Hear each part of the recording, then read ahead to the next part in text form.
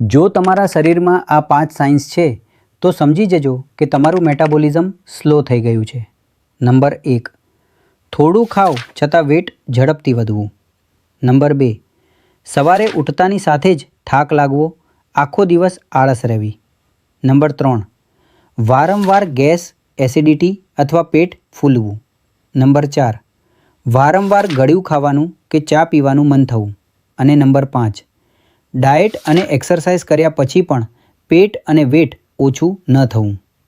આ સામાન્ય વાત નથી, આ તમારી બોડીના વોર્નિંગ સાઇન્સ છે.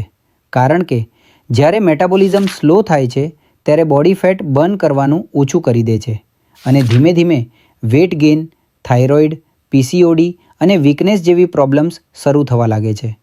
પણ સારી વાત એ છે કે આયુર્વેદમાં મેટાબોલિઝમ નેચરલી ફાસ્ટ કરવાની રીતો છે.